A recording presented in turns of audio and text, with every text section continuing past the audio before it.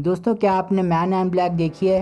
और अगर देखी होगी तो आप विल स्मिथ को जरूर जानते होंगे। अस्सलाम वालेकुम प्यारे व्यूअर्स, उम्मीद करता हूँ सब खैरियत होंगे। अगर आप सब विल स्मिथ को पसंद करते हैं तो इस वीडियो को एक लाइक कर देना। तो चलिए दोस्तों, बिना आपका समय बर्बाद किए हम विल स्मिथ की जिंदगी को शुरू से जानते हैं। दोस्तों, विल स्मिथ का पूरा नाम विलर्ड कैलर स्मिथ जूनियर है। उनका जन्म 25 सितंबर 1968 में फिलाडेल्फिया में हुआ। उनकी माँ कैरोलिन एक स्कूल बोर्ड एडमिनिस्ट्रेटर थी और उनके पिता यूएस एयरफोर्स में काम करते थे। उनका बचपन ठीक ठाक ही चल रहा था, लेकिन जब 13 साल की उम्र में उनके माता पिता ने अलग होने का फैसला किया तो उनके उस फैसले का असर विल पर भी पड़ा। लेकिन विल ने अपनी फैमिली प्रॉब्लम्स को कभी भी अपने सामने नहीं आने दिया। उनका सपना था एक रैपर बनने का। 12 साल की उम्र तक उन्हें हिप हॉप कल्चर में उनकी दिलचस्पी बढ़ने लगी और विल स्मिथ ने भी अपने गाने लिखने शुरू कर दिए। उस समय वो प्राइवेट कैथोलिक स्कूल में पढ़ते थे। विल स्मिथ पढ़ाई में बहुत होशियार थे और उन्हें उनकी हाजिर जवाबी के लिए जाना जाता था। 1985 में 16 साल की उम्र में विल ने एक हाउस पार्टी अटेंड की, जहां पर एक लोकल डीजे जेफरी टाउन्स, जिन्हें डीजे के नाम से भी जाना जाता है, उनकी परफॉर्मेंस उन्होंने देखी। उस परफॉर्मेंस के दौरान डीजे जेफरी का एक साथ देने वाले उनके दोस्त वहां पहुंचने में लेट हो गए और इसीलिए विल ने गाने में उनका साथ दिया और उन दोनों को एक दूसरे का साथ काफ़ी पसंद आया। इसके बाद उन्होंने एक दूसरे के साथ काम करने का फैसला किया और इस तरह उन्होंने बनाया DJ jazzy Jeff and the fresh Prince. उनकी पहली एल्बम 1996 में girls art nothing but trouble release हुई और लोगों को उनकी ये पहली एल्बम बहुत पसंद आई और अब वे दोनों पॉपुलर होने लगे।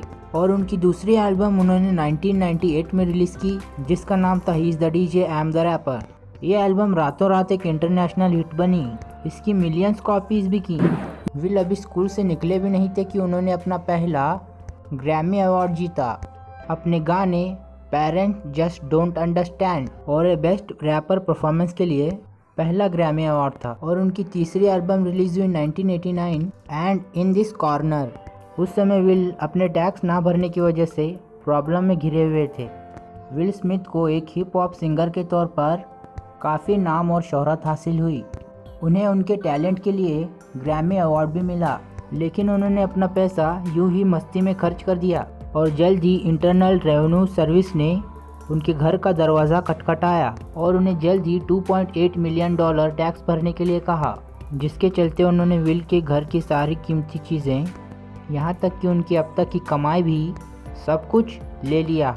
ऐसे हालात में तो कोई भी हार मान जाता, लेकिन विल स्मिथ ने हार नहीं मानी। उन्होंने रैपिंग छोड़कर टीवी की दुनिया की तरफ अपना रुख किया। उन्होंने अपना एक कॉन्ट्रैक्ट साइन किया NBC सिटकॉम के साथ, जिसका नाम था the fresh Prince of Balor. ये उनका पहला शो था जिसमें वह अपनी ही ज़िंदगी के कुछ हिस्सों के रोल अदा करते दिखे। यह शो भी बहुत ही ज़्यादा सक्सेसफुल हुआ और 6 सीज़न तक चला।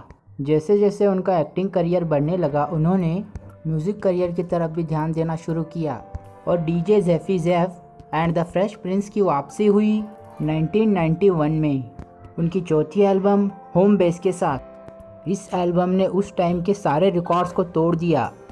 इस एल्बम के लिए उन्होंने ग्रैमी अवार्ड जीता। 1993 में एल्बम कोड रेड के बाद विल स्मिथ फिल्मों में काम तलाशने लगे। शुरू में उन्होंने सपोर्टिंग कैरेक्टर्स का रोल प्ले किया।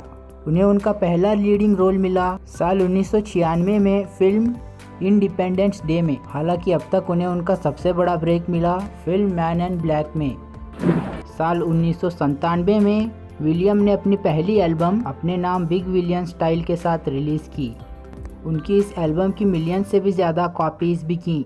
विलार्ड कैलर स्मिथ जूनियर आज एक जाने माने अमेरिकन एक्टर हैं और फेमस मीडिया पर्सनैलिटी। अप्रैल 7, 2007 में न्यूज़वीक ने उन्हें हॉलीवुड का सबसे पावरफुल एक्टर माना। विल स्मिथ को 5 गोल्डन ग्लोब्स अवार्ड्स और 2 एकेडमी अवार्ड्स के लिए नॉमिनेट किया और उन्होंने 4 ग्रैमी अवार्ड्स भी जीते। दोस्तों, अगर आपको सफलता पानी है तो उसके लिए आपको मेहनत करनी ही होगी और कभी भी हार मानने का ऑप्शन तो आपके पास है ही नहीं। आपका बहुमूल्य समय देने के लिए बहुत बहुत धन्यवाद। दोस्तों, अगर आप सबको ये वीडियो अच्छी लगी हो तो इसे एक लाइक कर देना और अगर आप चैनल पर नए हैं तो इस चैनल को सब्सक्राइब कर देना और उस बेल आइकन को भी प्रेस कर देना। और दोस्तों आप सबको ये वीडियो कैसी लगी मुझे कमेंट करके ज़रूर बताना। तो चलिए मिलते हैं नेक्स्ट वीडियो में।